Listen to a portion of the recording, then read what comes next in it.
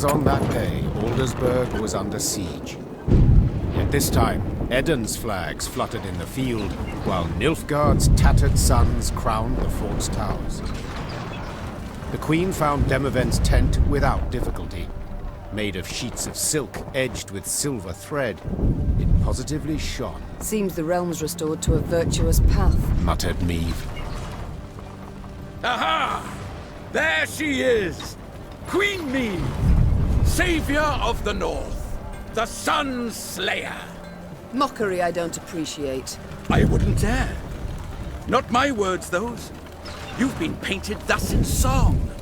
Master Dandelion himself wrote a ballad, The Battle for the Bridge.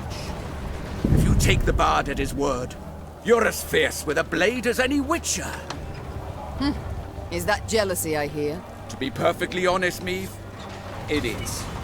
For I hadn't the pluck, nor resolve. And when all the North tucked tail, went to shite, you alone stepped up and bared your fangs. Let it be a lesson for the future to us all. You called out the future. Tell me, how's your son? Baldwin. Growing like a weed he is. And the spitting image of his old man. Good news all, especially given the mother's profession. She's now Countess Demeretta of Gullet, a lady of the court. Your lawful wife must be thrilled. Hard to say in truth. I've not seen her in some time. Duty keeps me away, you understand. You work hard, I'm certain. Many a night, too. You might say so indeed. But enough about me. As we're chirping away like two gossips in the field, do tell me, what a villain. He perished in the assault on Rivia Castle. Oh my. Fighting for which side? The right one. Demavend, the wound is fresh, the pain immense. I'd rather we not speak of it. A lesson for the future? What do you mean? My dear, this war won't change a bloody thing, you know. Nilfgaard will be Nilfgaard, the North, the North. We'll sign a truce, the Blackclads will turn tail towards home. But the old borders don't satisfy a soul. I'm perfectly satisfied with them, thank you.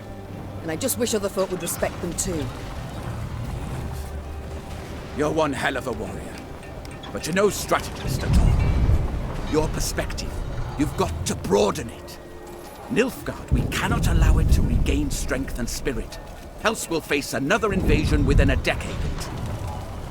Measures are required. Preventive, preemptive, whatever the learned call it. Build an army, a vast one.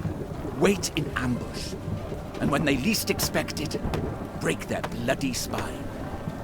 Just think if we were to join forces. Enough. I don't wish to hear it. Won't even entertain the thought. I'll help you take Aldersburg, but then I'll go home, where, God's willing, I'll live to a ripe old age. As you wish. We can mount the assault at any time, But? My scouts report a small Nilfgaardian force approaching from the south. They've stayed off the roads, moved only under the cover of night, escorting someone. Who? I've no notion. Could be a mage. Devilishly unpredictable, that lot. Could wreak havoc in our ranks. Either way, before we rush at the walls, we must make certain they don't reach Aldersburg at all. I shall see to it. Are you sure? You've just arrived. Must be weary after the long journey. An understatement if I ever heard one. But I wish all this to be over, quickly. Meve set out after the Nilfgaardians immediately, a cavalry escort in tow. Her unmatched scouts, who had led the army through the mountains of Mahakam and Angren swamps, quickly found the enemy's trail. This way, Your Grace. It's not far now. That very same day, Meve's force caught up to the mysterious black-clad unit. Lyrian riders surrounded the foe, forcing the Nilfgaardians to halt. All felt so quiet, the creaking of taut Lyrian bowstrings could be discerned. The common tongue. Which of you knows it? I do, Your Majesty. You also know who you deal with, I see. What is your name? Kaldvin, Your Majesty. At last, a Nilfgaardian name I can pronounce. So, Kaldwin, it seems this war will reach its end in 2 days' time at the most. 'Twould be silly to die today, wouldn't you agree? It would, milady. Precisely. I've spilled enough blood. I've lost the appetite for more. So, provided you don't give me a good reason to kill you, you'll walk away with your lives. Now tell me. You carry something for General Ebdahi. What is it? A letter. Urgent to the point of insanity, it must be. Who wrote it? The dear Madam Ebdahi? No, Your Majesty. The Emperor. My. A letter from Emir himself. You must be an important person. A noble, or... Yet your uniform is simple, with no discernible distinctions. Who are you truly, Kaldwin? A spy? A simple messenger, Your Majesty. Don't lie. I know messengers, how they travel. Alone, armorless, atop a swift steed. You're escorted by cavalry of the heavy sort. For I often carry orders the recipients don't wish to perform, thus the escort. Give me the letter. I've sworn to deliver it to General Ebdahi, or to die in the quest to do so. Oh, very well. My translator shall read this letter, then return it to you. You shall break no vow, and who knows? You might even survive. And if I refuse? Guess. So be it. I accept your offer. Meave's translator cracked the seal and read. And as he read, his eyes grew wide as saucers. Then he whispered in the Queen's ear. Truly. And you're certain you're not mistaken. The wonders of this world. Kaldwin, consider this your lucky day. I allow you to complete your mission, with one proviso. And that is? That when you hand him the letter, you will give the General my regards.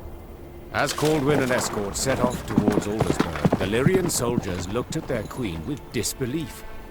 To leave a Nilfgaardian to fulfill a secretive task. Meave failed to stifle a rather mean laugh. They'll understand tomorrow, she thought. General Ebdahi had prefaced Lyria's and Rivia's invasion with a series of arrogant demands. The Nilfgaardian had been impudent, as he had felt sure he'd achieve a quick and decisive victory. Yet several months on, he too received an ultimatum. One signed by Emperor Emir var Emreis himself. The missive was concise and left no room for interpretation. With General Ebdahi dead, the Nilfgaardian army descended into chaos. The kings of the north, united, took advantage and struck at the foe. Their victory was complete. The Nordling forces cheered their commanders and monarchs, but for none so vehemently as the one queen among them. Many dream of achieving the impossible. Meave had done it. Through wit, determination, and boldness, she had thwarted the Nilfgaardian invasion. The queen would rule for many more years. Stern, yet ever just. So a lass saved the North from the Blackclads? That is one way to put it. Well, I'll be damned. And a chap, she find herself one in the end? Leave it be. Bloke's been spinning the tale all night. Story's done. Time we got some shut-eye. Yes. Particularly as we've yet a long road before us. Phew. Throat must be parched as old leather after all that. Except, I'm itching to know what happened to the lot of them. Reynard, Gascon. Very well. Whom shall we start with? Willem? A pawn, a tool in others' hands. Most, if not all, had seen him thus. Yet in the end, he proved his worth soundly. Though he'd started the war a traitor, he perished in the fray a hero, and would be remembered as such. Having settled in Rivia, Gascon embarked on a life worthy of his noble origins. In doublet and ruff, he looked to his ample fields and livestock in daytime, attended banquets and feasts come the eve. And then one night, he grabbed his bow and quiver, saddled his favorite mount, and disappeared without a trace. Though Nilfgaard owed its defeat chiefly to Meve, in the Empire her name was uttered with utmost respect. Returning soldiers spoke in awed tones of her courage and generosity, referring to her as Gvedin, the tenacious one. Once the Scoia'tael had withdrawn from the northern realms, non-rebel elves and dwarves emerged from the woods. Though they returned to their homes in human communities, they lived in fear of their neighbors, aware that the next massacre would eventually come. And Meve? As I said, she ruled with an iron hand, not fist, Reynard ever at her side, tempering, supportive. No longer a general and trusted advisor, he had to the Queen become something more. Much, much more. And now, if you'd allow me... Course. Leave him be, lads. Let him get some rest. Till the time comes for the next tale.